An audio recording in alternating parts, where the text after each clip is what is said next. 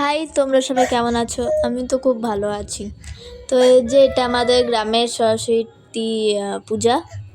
তো আমাদের গ্রামে কয়েকটা ভালো ভালো সরস্বতী ঠাকুর হয়, এগুলোর মধ্যে কয়েকটা ভালো সরস্বতী ঠাকুরের মধ্যে এটা একটা। এই যে এটা করেছিল হচ্ছে কিউট সরস্বতী। এই যে এখন সব কিউট সরস্বতী করছে।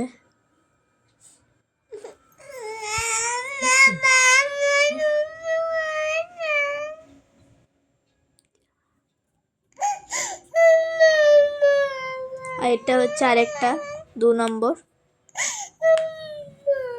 এটাও খুব সুন্দর করেছে।